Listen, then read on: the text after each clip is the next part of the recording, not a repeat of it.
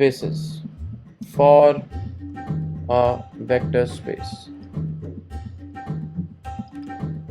Let V be a vector space and set S be a subset of V. Then S is called a basis for V. If S is Li, S spans V. समझ गए? एक set को basis कब बोलेंगे? जब वो linearly independent हो और वो पूरे वेक्टर स्पेस को जनरेट कर रहा हो, मतलब वो स्पैनिंग सेट होना चाहिए। तो ये सुनते ही आपके पास सबसे पहला एग्जांपल जो आएगा, set S is equals to standard unit vectors 1 0 0 0 E2 0 1 0 0 E3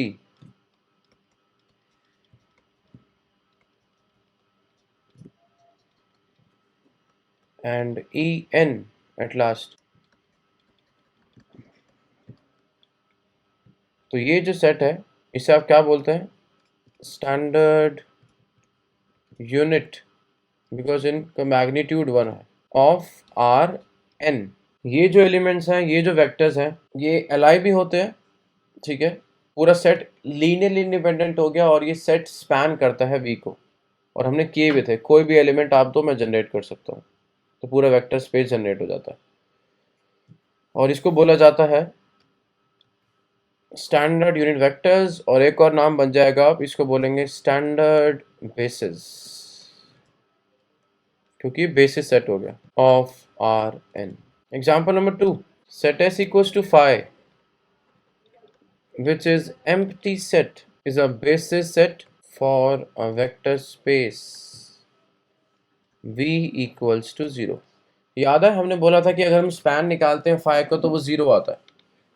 got it? तो ये 0 को जनरेट कर पा रहा है, और जब ये 0 को जनरेट कर पा रहा है और ये खुद इंडिपेंडेंट सेट है, तो S is Li, S spans 0 vector, तो ये बेसिस सेट बन जाएगा किसका? वेक्टर स्पेस 0 का। बेसिकली बेसिस का मतलब क्या, आप जो टॉपिक पढ़ा रहे हो? बेसिस का मतलब ये हुआ, दोनों चीजें होनी चाहिए, कंडीशंस है, कंडीशनल टॉपिक एक तरह से। ये दोनों चीज आप पढ़ के आ चुके हो ऑलरेडी, ठीक है। मतलब बेसिस तब होगा जब सेट एस जो है वो लीनियरली इंडिपेंडेंट होगा और स्पैन करेगा भी। Dimension of a vector space,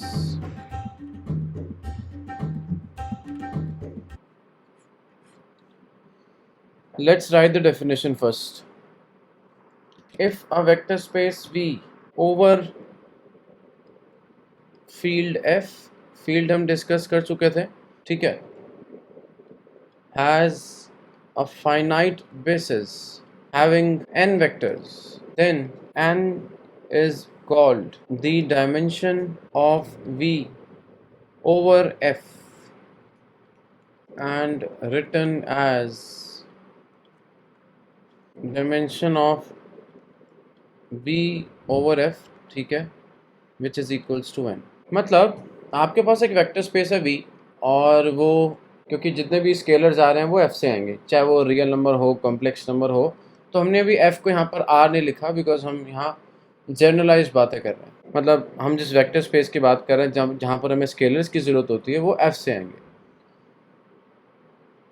ठीक है। हैज़ अ फाइनाइट बेसिस, मतलब इस वेक्टर्स के पास ऐसा एक सबसेट होगा S, वो बेसिस होगा, ठीक है, मतलब वो लीनियरली इंडिपेंडेंट होगा, स्पैन करेगा V को, और फाइनाइट होगा, ठीक है, तभी उसके पास n वेक्टर्स हैं। तो जो n होगा वो ये कहेंगे कि n को हम डायमेंशन बोलेंगे वेक्टर स्पेस को ओवर F। इस n को, मतलब जो बेसिकली सेट की कार्डिनैलिटी थी, कार्डिनैलिटी आप समझते हैं कि number of element in that particular set, अगर वो फाइनाइट है तो उस डायमेंशन को हम n बोलेंगे, बिकॉज उसके अंदर n वेक्टर्स थे, और ऐसे लिखा जाएगा कि dimension V over F is equals to n।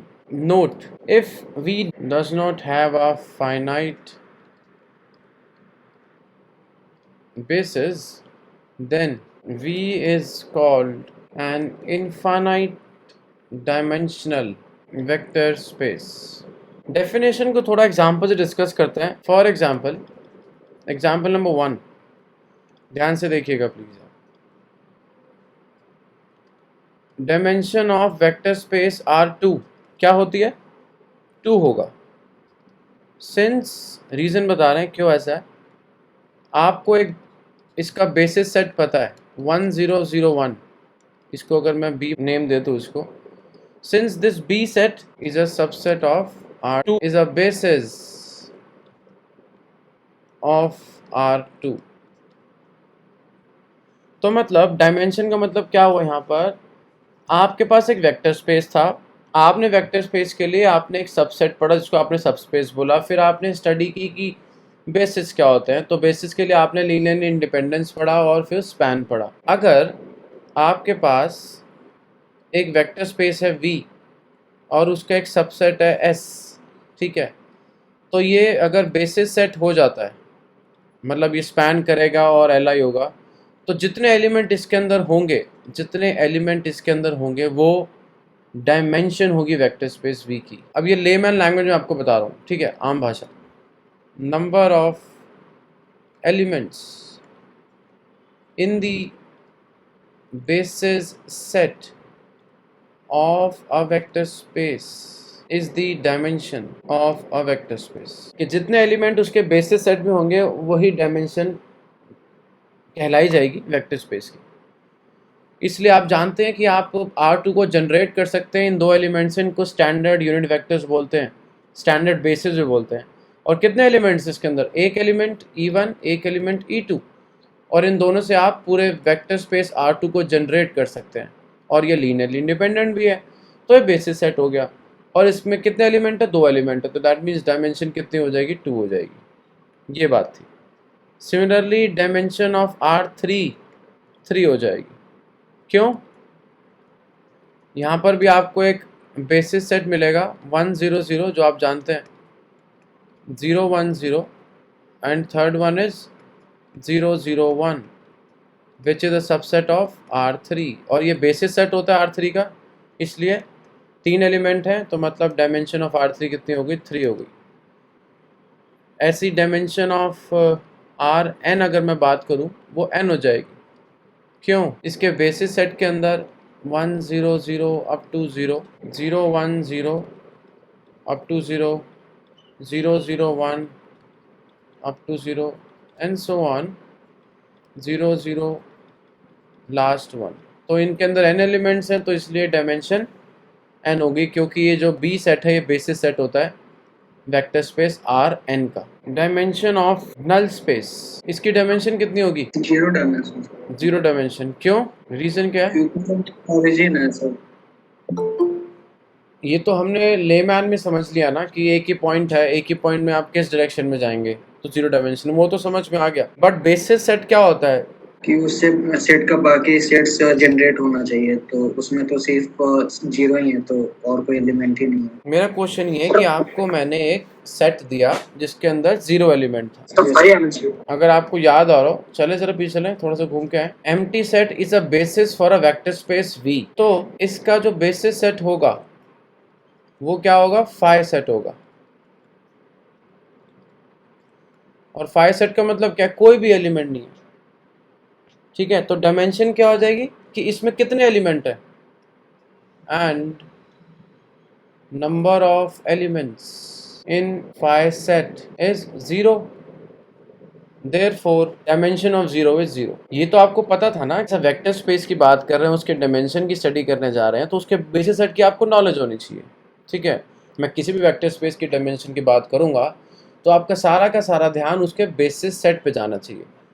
और 0 एक ऐसा वेक्टर स्पेस है जिसका बेसिस सेट क्या होता है? फाई होता है. और फाई सेट के अंदर कितने एलिमेंट होते हैं? 0 एलिमेंट होते हैं, तभी तो उसको फाई सेट बोलते हैं. ये तो हम स्कूल से पढ़ के आ चुके हैं कि number of element in a phi set is 0. और डायमेंशन की डेफिनेशन क्या थी? Number of elements in the base set of vector space. तो कितने हो गए? नथिंग इज देयर, 0 एलिमेंट, तो इसलिए डायमेंशन ऑफ अ 0 इज 0. ये रीज़न आप लिख सकते हैं। और ज़ीरो को आप नल स्पेस भी बोलते हैं। Example number 5, dimension of a real number. R2 की 2 थी, R3 की 3 थी, Rn की n थी, तो डायमेंशन ऑफ R कितना होगा? 1 होगा। सिंस इसके बेसिस सेट में सिर्फ एक एलिमेंट होगा विच इज़ 1, और ये पूरे रियल नंबर को जनरेट कर सकता है। कोई भी स्केलर लो आप 1 में मल्टीप्लाई करो, कुछ भी करो, आप सारा के सारा रियल नंबर जनरेट कर सकते हैं इस एक एलिमेंट, और इसमें एक एलिमेंट है, that means dimension of a vector space R is equals to 1। जैसे आपने 2 के बारे में बात की थी, 3 के बारे में बात की थी। 6 एग्जाम्पल देखिए, वापस आते हैं हम। Dimension of a complex number, ये होगी 2। ये देखो, खुद सोचो, कॉम्प्लेक्स प्लेन कैसे बनता है, ऐसे विजुलाइज करो, मैं आंसर नहीं बता रहा अभी। आपको क्या चाहिए? एक रियल लाइन चाहिए और एक इमेजिनरी लाइन चाहिए। रियल लाइन के लिए आपको 1 चलेगा, ऊपर से आप देख सकते हैं कि यू नीड जस्ट 1, पूरी रियल लाइन जनरेट हो सकती है इससे। 5th एग्जाम्पल पढ़ के आए। और ऊपर के लिए क्या चाहिए? आपको एक इमेजिनरी नंबर चाहिए, कुछ भी मल्टीप्लाई करो, सारी इमेजिनरी आपको नंबर्स मिल जाएंगे।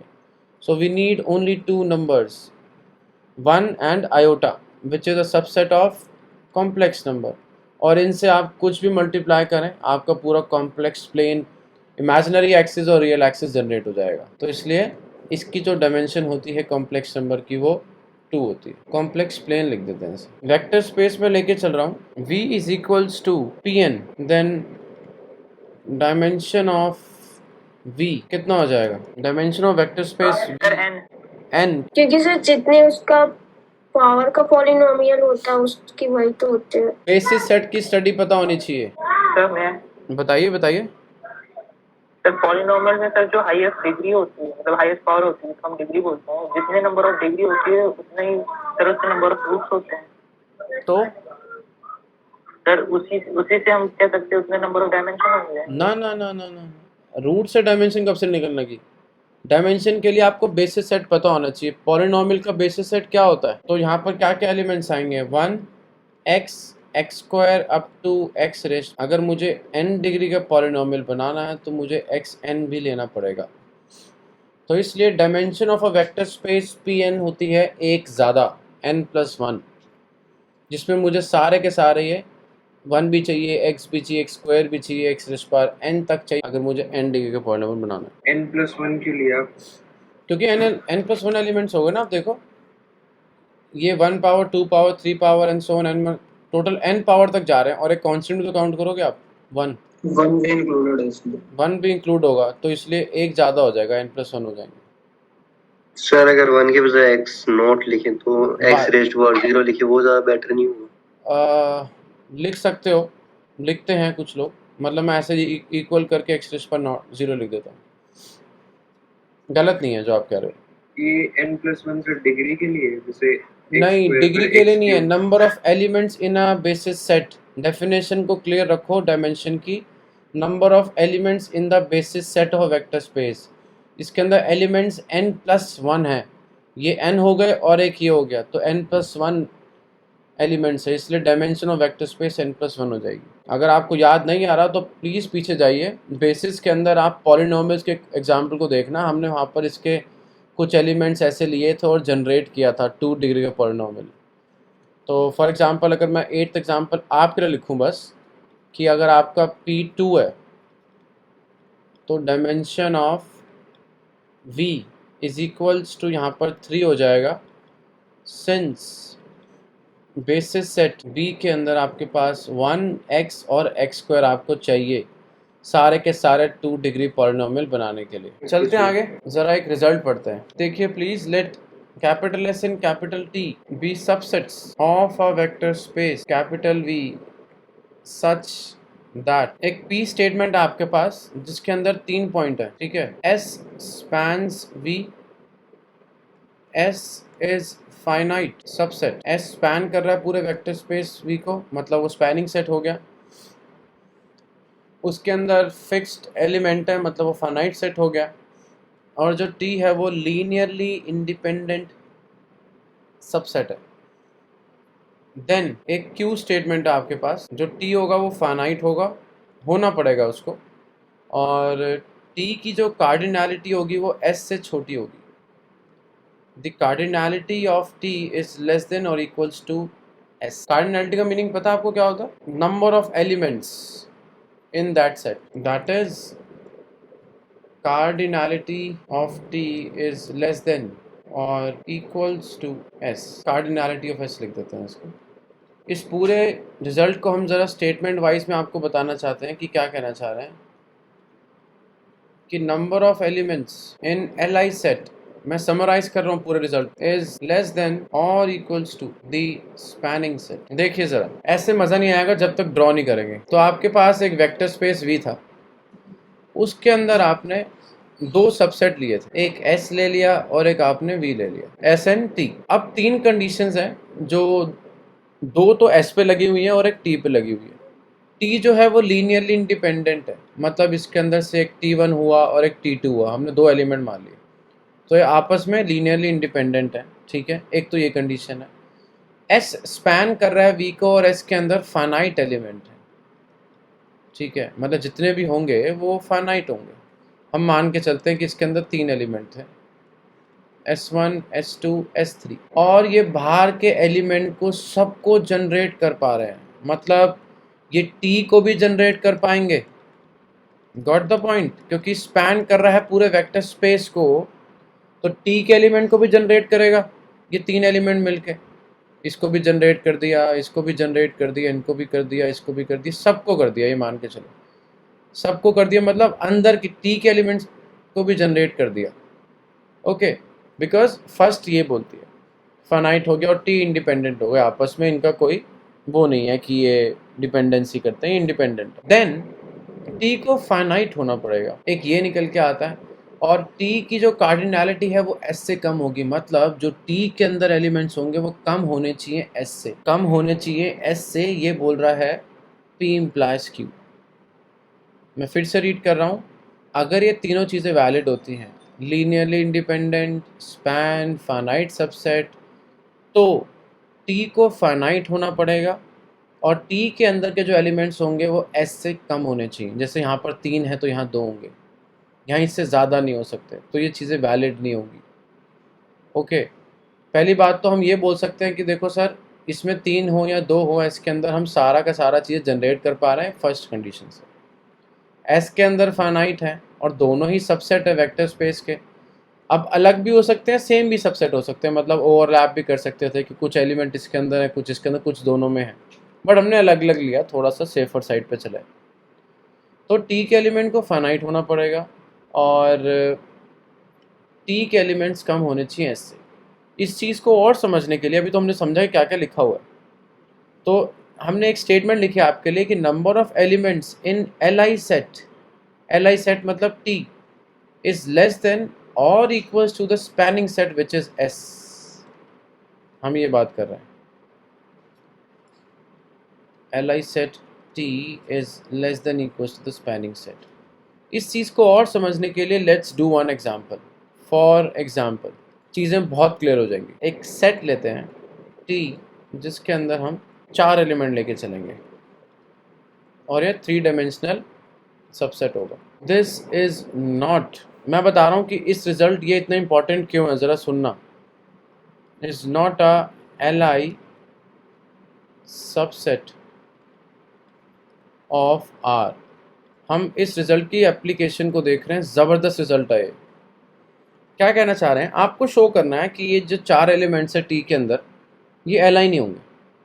एक तो तरीका है कि लीनियर कॉम्बिनेशन बनाओ, इक्वल टू 0 रखो, स्केलर्स को अगर सारे 0 दिखा दो तो Li हो गया। एक तो ये तरीका है, लेकिन एक और तरीका है, यू नो दैट कि आप एक S सबसेट ढूंढ सकते हो R3 का, जो स्पैन करता है R3 को। कौन सा है? E1, E2, E3। बिल्कुल, हम एक सबसेट जानते हैं, तो लिखेंगे we know that this subset S which is 1 0 0, 3 dimensional होना चाहिए, 0 1 0 एंड 0 0 1। R3 का is a set of standard bases। इसलिए पढ़ाए गए थे ये हेल्प करते हैं दूसरे सेट का नेचर बताने के लिए।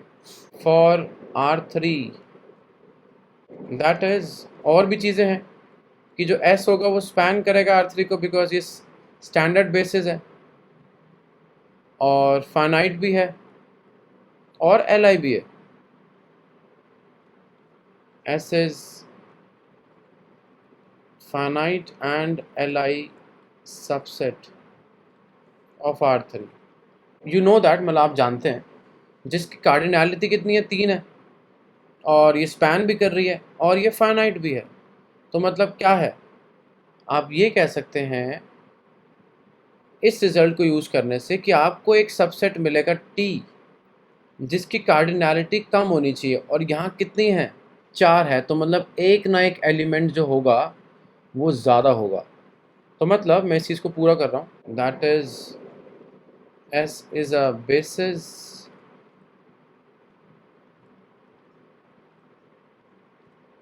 implies that cardinality of S is equals to 3। Okay, अब T को Li होने के लिए उसकी कार्डिनैलिटी को कम होना पड़ेगा या इक्वल होना पड़ेगा, बट यहाँ एलिमेंट कितने हैं, 4 है, तो T क्या होगा, Li नहीं होगा। Thus no set of cardinality more than 3 is Li in R3, therefore T is not Li। समझ गए? तो ये रिजल्ट ऐसे यूज़ होगा कि अगर आपको R3 की का बेसिस सेट पता है, आप जानते हैं कि उसके अंदर 3 एलिमेंट ही आते हैं, तो जो और एक्स्ट्रा आपको सबसेट दिए हैं उसके अंदर या तो 3 एलिमेंट आएंगे या तो उससे कम आएंगे। अगर 4 आ रहे हैं तो समझो वो Li नहीं है, क्योंकि हम रिजल्ट्स को यूज़ कर रहे हैं, क्योंकि यहाँ ये बताया हुआ था कि जो T है उसको Li होना चाहिए, तो कंडीशंस हैं उसमें। यहाँ कार्डिनैलिटी T की 4 आ रही है विच इज़ नॉट ट्रू, तो वो Li नहीं होगा। मतलब अगर इन दोनों में से कुछ चीज़ सेटिस्फाई नहीं करी तो ऊपर कुछ गड़बड़ी है, और गड़बड़ी में क्या है, ये ठीक था ये ठीक था, बट थर्ड गलत होगा, इसकी वजह से ये सेटिस्फाई नहीं कर रहा। So this is the application of the above result. ध्यान से सुनना प्लीज़। हम बोलते हैं कि if P is true then Q is also true. ठीक है, मतलब अगर विराट कोहली रन स्कोर करता है, ये P स्टेटमेंट है, तो Q स्टेटमेंट क्या है कि India will win, India match जीत जाएगा। ठीक है, ये तो चीज़ें आसान है।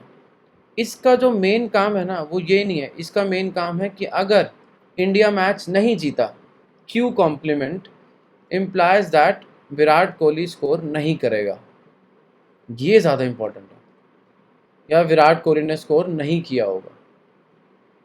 ओके, मतलब अगर मैं इस चीज़ को ठीक मान रहा हूँ कि if Virat Kohli scores well implies India will win, ये एक साइड हो गई। लेकिन ये इतनी इंपॉर्टेंट है जितनी इंपॉर्टेंट ये है कि अगर इंडिया मैच हार गया, Q कॉम्प्लीमेंट का मतलब दिस इज़ नॉट ट्रू। अगर इंडिया मैच हार गया दैट मीन्स विराट कोहली ने स्कोर नहीं किया होगा। ऐसे आप ये समझिए, अगर ये तीनों स्टेटमेंट्स वैलिड हो गई तो ये वैलिड हैं। अगर इन दोनों में से कुछ गड़बड़ी है, if Q complement implies that इन तीनों में कुछ गड़बड़ी थी, इसकी वजह से ये वैलिड नहीं है, तो आपको ये जाके देखना था। तो T की कार्डिनैलिटी S से छोटा होनी नहीं हो रही, यहाँ पर ये फॉल्स हो रही है, इसकी वजह से आप देख पा रहे हैं इसमें 4 है इसमें 3 है, तो मतलब ये ट्रू नहीं है। तो इसका मतलब इन तीनों में कुछ कमी थी, बट S तो स्पैन कर रहा है V को, आपने स्टैंडर्ड बेसिस ले लिया है, S फाइनाइट भी है, 3 एलिमेंट है उसमें, तो T में ही कुछ कमी थी, तो T LD था, इसकी वजह से ये ट्रू नहीं है। एक एग्जाम्पल और करते हैं, मज़ा तभी आएगा जब कन्फ्यूजन बढ़ेगी। एग्जाम्पल नंबर 2, आइए ज़रा, let S is equals to. तो अब आप समझ सकते हैं कि जो एग्ज़ाम्स में क्वेश्चंस आते हैं वो अगर कॉम्पिटिटिव एग्ज़ाम्स की बात करें तो आपको चेक करने के लिए वो सिर्फ 2 मिनट देंगे कि ये Li है या नहीं है, तो आप वहाँ बैठ के 2 मिनट में सॉल्व नहीं करेंगे पूरा डेफिनेशन के साथ। यू नीड दीज रिजल्ट्स, ये कहना चाह रहा हूँ मैं। चलो, मैंने आपको डायरेक्ट लिख दिया कि ये जो सेट S है वो स्पैन नहीं करता R4 को। क्यों नहीं करता जी? Please write it down. We know that set T which is 1 0 0 0 0 1 0 0 0 0 1 0 and 0 0 0 1 is a standard basis set of R4 लिख देते हैं। Here T is Li and spans R4 क्योंकि बेसिस सेट है, also the cardinality of T is 4 and cardinality of given set S is 3. So there does not exist, पहले exist का symbol लगाया और उसको कट कर दिया. So it means there does not exist. मैं लिख देता हूँ आपके लिए first time. A subset of R4 of cardinality less than 4 which spans R4. Therefore, set S cannot span R4 क्योंकि Li सेट की कार्डिनैलिटी कम होनी चाहिए स्पैनिंग सेट से. मतलब अगर हम मान लेते हैं कि ये सेट स्पैन कर रहा है और एक T और एक आपके पास सबसेट है R4 का जो Li है, तो इसकी कार्डिनैलिटी 4 है, इसकी कार्डिनैलिटी 3 है, विच इज़ नॉट पॉसिबल. ठीक है, तो मिस्टेक कहाँ होगी? मिस्टेक इनके रिजल्ट्स में होगी. मतलब आप कमी कह सकते हैं, वीकनेस कह सकते हैं कि सेट S तो सब फाइनाइट था ही और TLI था ही, तो कमी कहाँ होगी? स्पैनिंग सेट में कि S जो है वो स्पैन नहीं कर रहा होगा V को. आगे चलते हैं, एक रिजल्ट और करते हैं आपके लिए, बहुत ध्यान से देखना please. Result, let V be a vector space and let capital B1 comma B2 be bases for V such that B1 has finitely many elements. Then B2 also has finitely many elements and cardinality of B1 is equals to the cardinality of B2. So according to this result, क्या कहना चाह रहे हैं हमें? सुनिए, ये कहना चाह रहे हैं कि आपके पास एक वेक्टर स्पेस है V और आपने उस वेक्टर स्पेस के अंदर दो बेसिस लिए या दो सबसेट लिए, वो बेसिस हैं, मतलब वो Li भी हैं, वो स्पैन भी करते हैं वेक्टर स्पेस को. और एक और चीज़ भी आपको गिवन है कि जो B1 है उसके अंदर फाइनाइट एलिमेंट्स होंगे, इनफाइनाइट नहीं है, फाइनाइट एलिमेंट्स. ठीक है, तो B2 के पास भी फाइनाइट एलिमेंट्स ही होने चाहिए बिकॉज ऑफ B1, उसकी वजह से ही ऐसा हो रहा है. ठीक है, ज़रा इसको मैं मैथमेटिकली लिखता हूँ, चीज़ों को आप और डीप तक समझ पाएंगे. ये देखिए, that is you have two subsets B1 B2 which is contained in V, subset है, and B1 and B2 both are basis set of V. इसका मतलब क्या हो गया? B1 and B2 both are Li set. Subset लिख देते हैं, थोड़ा ज़्यादा अच्छा लगेगा. As well as B1 B2 spans vector space V. एक और कंडीशन, अगर मैं इसको सपोज 1 मान लेता हूँ, तो सेकंड क्या है? सेकंड ये है कि जो B1 की जो कार्डिनैलिटी होगी उसमें फाइनाइट एलिमेंट्स होंगे, तो मैंने n मान लिया, कोई एक फिक्स्ड नंबर होगा. अगर ये सब चीज़ें फॉलो करती हैं देन पहली चीज़ और दूसरी चीज़ आपको मिल जाएगी कि B2 जो होगा वो फाइनाइट होगा, सबसेट ऑफ V, और दूसरी चीज़ B1 के अंदर जितने एलिमेंट्स होंगे वही B2 के अंदर होंगे. मतलब दोनों के अंदर अगर आपने ऊपर क्या लिया, B1 के अंदर n एलिमेंट्स लिए, तो B2 के अंदर भी n एलिमेंट्स ही रहेंगे. ये कंडीशन लग गई B2 पर कि आपने क्या किया, एक वेक्टर स्पेस लिया, दो बेसिस सेट लिए, इसमें से एक बेस सेट फाइनाइट था तो दूसरे को भी फाइनाइट होना पड़ेगा, और पहले में जितने एलिमेंट्स थे बेसिस के उतने ही सेम टू सेम दूसरे सब बेसिस सेट में होंगे. ये क्यों हो पा रहा है? क्योंकि सबसे इम्पॉर्टेंट चीज़ जो यहाँ पर है वो है ये चीज़, बेसिस. दोनों के दोनों क्या हैं? बेसिस हैं. इसकी वजह से ये सब चीज़ें, कंडीशन जो है दूसरे सबसेट के अंदर आ जाती है. अब चलते ज़रा आगे, और आपके लिए एक नया टॉपिक शुरू होने जा रहा है जो ऑफ कोर्स इसी से ही लिंक है, वेक्टर स्पेस ही पढ़ रहे हैं. थोड़ा फाइनाइट डायमेंशनल वेक्टर स्पेस को डीप से पढ़ते हैं. So next topic is finite dimensional vector space. अब चल रहे हैं finite dimensional vector space, मतलब हम उन्हीं वेक्टर स्पेस की बात करेंगे जिसके बेसिस के अंदर, क्योंकि डायमेंशन के लिए बेसिस सेट को देखा जाता है, जिसके बेसिस के अंदर फाइनाइट एलिमेंट्स आएंगे. A vector space V is said to be finite dimensional if it has a basis set B containing a finite number of elements. The dimension of a finite dimensional vector space V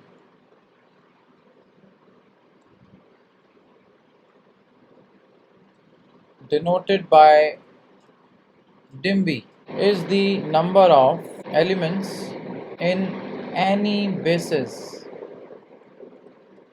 for V. ये कहना चाह रहे हैं कि एक vector space V है, उसको finite dimensional तब बोलेंगे जब उसके बेसिस सेट के अंदर फाइनाइट नंबर ऑफ एलिमेंट्स होंगे. तो हम ये बात कर चुके थे. और डायमेंशन क्या होगी, इसको सिंबलाइज करेंगे डिम V से, which is the number of elements in any basis for V. Of course ये क्वेश्चन को ध्यान से सुन लो. अगर मैं आपसे पूछूं कि आपके पास एक सेट है, एक वेक्टर स्पेस है V, उसके बेसिस सेट कितने हो सकते हैं, तो आप बोलोगे सर मोर देन वन. अगर एग्जिस्ट करता है तो एक से ज़्यादा होंगे. बेसिस एक ऐसा सेट है जो यूनिक नहीं होता, बहुत सारे टाइप के, क्योंकि एक तो आपको पता ही है. अगर मैं बोलूँ कि R2 का बेसिस क्या, तो आप बोलोगे 1001, तो इसके अलावा भी बहुत सारे हो सकते हैं. क्लियर? तो ये चीज़ ध्यान रखना प्लीज़ कि बेसिस सेट किसी भी वेक्टर स्पेस के यूनिक नहीं होते. There are more than one basis set for a vector space. इस चीज़ को कहीं लिख लो आप. A vector space V is called infinite dimensional if it not finite. Simple सी डेफिनेशन है, अगर कोई वेक्टर स्पेस को आप इनफाइनाइट डायमेंशनल बोल रहे हो तो मतलब क्या है कि वो फाइनाइट डायमेंशन नहीं होगा. तो इसलिए आपको सिर्फ फाइनाइट डायमेंशन ही पढ़ना, इनफाइनाइट डायमेंशन की बातें हम नहीं करने वाले ज़्यादा. Equivalently V is infinite dimensional if it has, ये ज़्यादा इंपॉर्टेंट है, if it has no finite basis. मतलब जो बेसिस सेट होगा उसकी कार्डिनैलिटी में इनफाइनाइट एलिमेंट्स होंगे. बस बातों को घुमाया हुआ, बात सिर्फ एक ही बोली जा रही बार बार. एग्जाम्पल्स देख लें कुछ. Rn की डायमेंशन क्या होती है, n होती है, और ये फाइनाइट होती है. Since vector space Rn has the standard base, this is even. Now E2 की बात करें हम आपके लिए तो 0 1 0 0 0 0 0 and so on. We have last, this is 1. तो ये वेक्टर स्पेस है Rn, इसका ये n डायमेंशनल वेक्टर स्पेस है, तो फाइनाइट हो गया क्योंकि इसके अंदर n एलिमेंट्स है इसके बेसिस के अंदर, ऐसे लिख दिया हमने. And here cardinality of B is n, और वो फाइनाइट होती है. ऐसे एग्जाम्पल नंबर 2 देखें. Dimension of R which is equals to 1, dimension of R2 which is equals to 2, and so on. Example number 3, dimension of Pn, P2 ले लेते हैं. इसकी डायमेंशन कितनी होती है, कोई बताएगा? 10 + 1. तो कितना हो जाएगा P2 को, कितना हो जाएगा? 3. बिल्कुल ठीक है. क्यों हो जाएगा, हम लिख देते हैं आपके लिए. Since vector space P2 has the standard basis S मान लो, B मान लो, आपकी मर्जी है, सिंबल है, बस दिल पे मत लेना.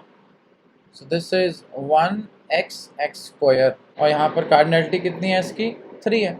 Dimension of matrices, set of matrices of order 2 × 3, इसकी डायमेंशन होती है 2 × 3, ऑर्डर का मल्टीप्लिकेशन होता है 6. Since vector space M2 × 3 has the standard basis, so इसमें आपके पास 6 elements होंगे. and here cardinality of इसको B नेम दे देते हैं 6.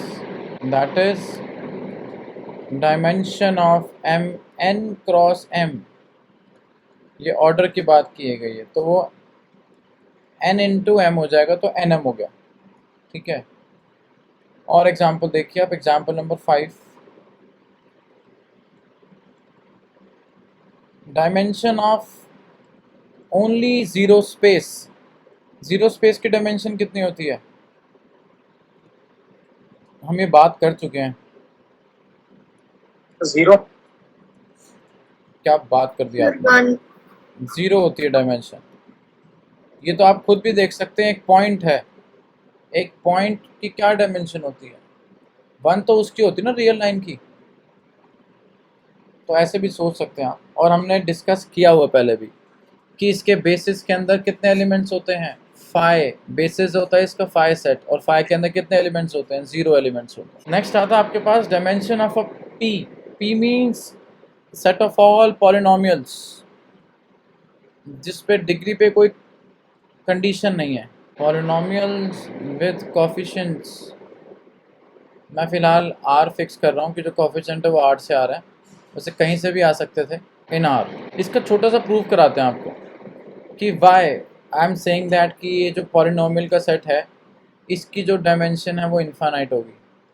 ज़रा प्रूफ करते हैं। प्रूफ कैसे करेंगे, कंट्राडिक्शन से करेंगे। मान के चलेंगे कि फाइनाइट है और इन द एंड फिर शो कर देंगे तो कोई इनफाइनाइट ही होगा। Let if possible set P is of finite dimension. अगर फाइनाइट डायमेंशन है तो कोई फिक्स वैल्यू होगी, तो मान के चलते हैं कि P का जो डायमेंशन है वो n है, ब्रैकेट में लिख दिया। फाइनाइट नहीं लिखते, फिक्स लिखते हैं, फाइनाइट तो लिख ही चुके हैं। अब सिंपल सी बात है, किसी भी एक वेक्टर स्पेस की बात कर रहे हैं और उसकी डायमेंशन फाइनाइट है, तो बेसिस सेट भी एग्जिस्ट कर रहा होगा ऑफ कोर्स, और बेस सेट एग्जिस्ट कर रहा होगा तो उसके अंदर में फाइनाइट एलिमेंट्स होंगे, तो ले लेते हैं। Now let S be a basis set for P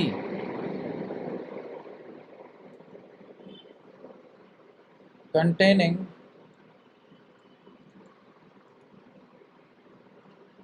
n elements. So next let m be the highest polynomial degree which belongs to set S. Of course basis में हम मान के चल रहे हैं। Then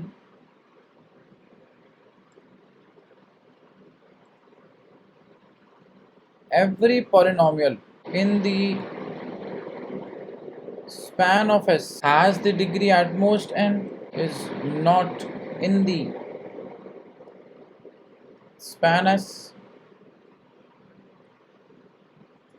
which is a contradiction to the fact that S is a basis for P. Therefore, our supposition is wrong that P is of finite dimension. Hence, P is infinite dimensional vector space.